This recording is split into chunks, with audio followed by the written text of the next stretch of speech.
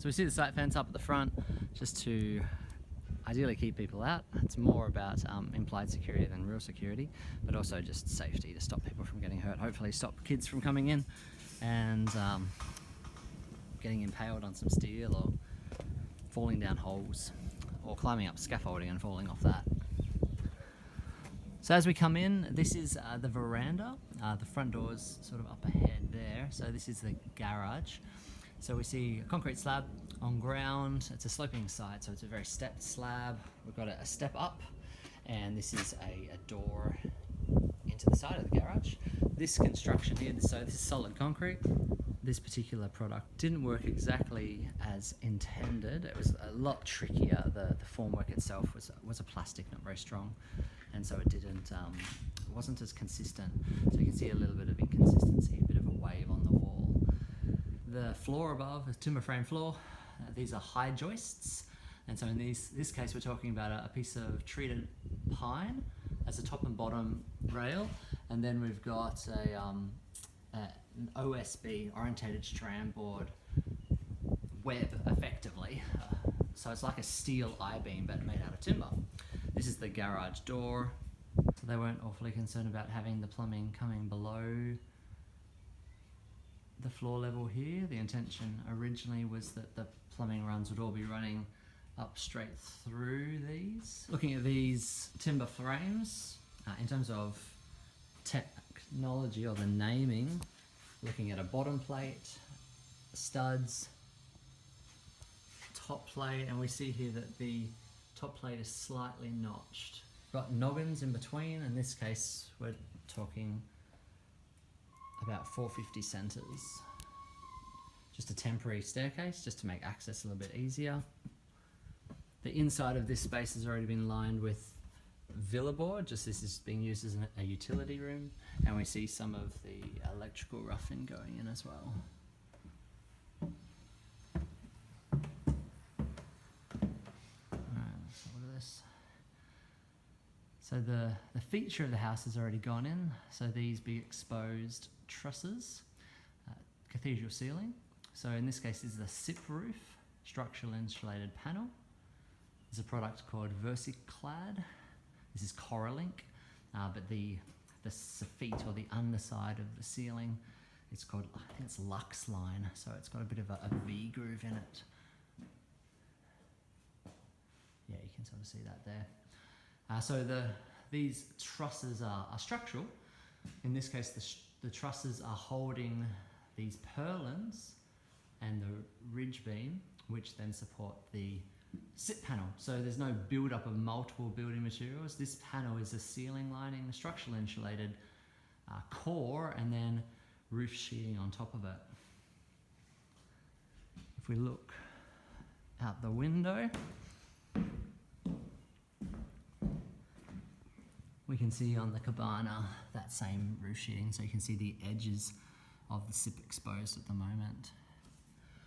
The walls are about to be clad, so these walls are sealed outside with OSB, as we can see inside here, and then outside the OSB it's wrapped with a sarking and then battened out, ready for the cladding to go on. We have a transition here which is a little unusual between slab to timber frame floor and particle board or yellow tongue. In this instance, what's happening is that this is a slab on ground. We can see the ground level here, just 100 mil or 200 mil below the surface of the door, the sill, the threshold. But then by the time we turn around, we're a couple meters above ground level here. So it's a fairly steep site. These windows that we're looking at are UPVC. We don't have the handles on yet, but they're quite interesting. So double glazed, and in this case, a bit high, but we'll try to point this out. The glazing bars here actually are encased in the glazing, so between the panes of glass, which is great in terms of maintenance. Makes it much easier to clean, but it gives that nice aesthetic, that Hamptons look that they're after. Right, back to timber framing, we see that we've actually got a much larger frame width, so these are 190s instead of a 90 mil, with with a lintel above.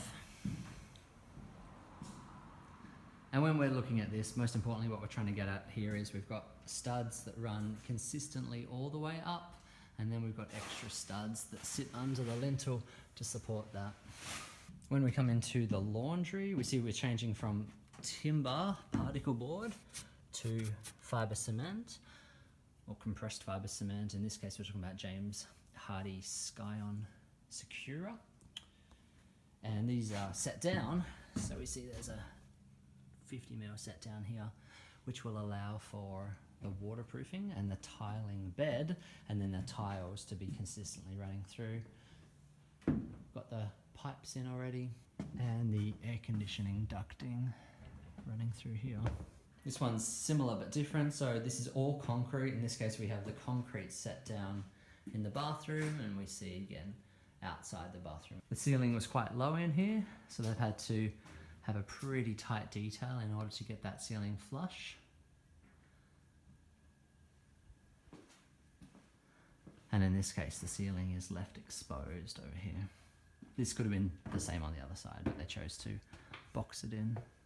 And the cabana space, just all the foam bits that are left over, all of the packing basically, and more of it here. So this site's pretty good with not wasting much. The prefabricated panels really help to reduce or minimize waste, but there's always still mess on a building site. There's always bits of timber and bits of foam that are left over and plastic wrapping. Some companies come and pick it back up again, but that's still pretty rare. It's less common. So trying to keep a site clean.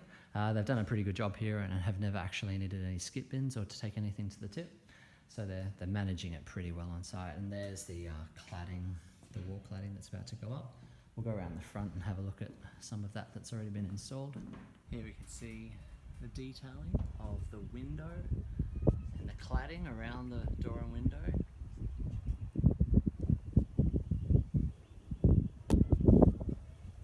And coming around the corner. So that's an exterior aluminium angle that really just finishes that nicely. And we see that this is a fabric, it's not a plastic. So this is a higher end sarking. This is really supposed to be a breathable membrane, and there's the OSB behind here. So we're really after a sort of passive level of sealing. So the OSB was completely sealed and taped, so there should be no air gaps. And the UPVC windows are also sealed completely and foamed all around the edge, so there's no air gap. And we see primed pine and fibre cement pieces underneath.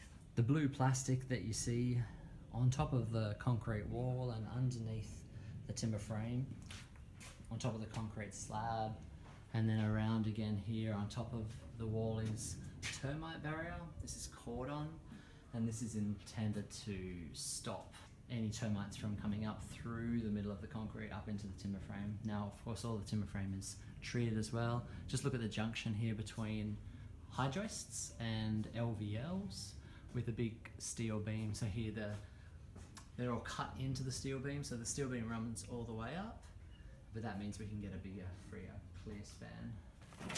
Here's a look at these SIP panels up close. So roof sheeting, insulated core, in this case we're talking about 150mm, and then the colour bond on the bottom, which has that small V groove, and then this is the lap which overlaps with each panel.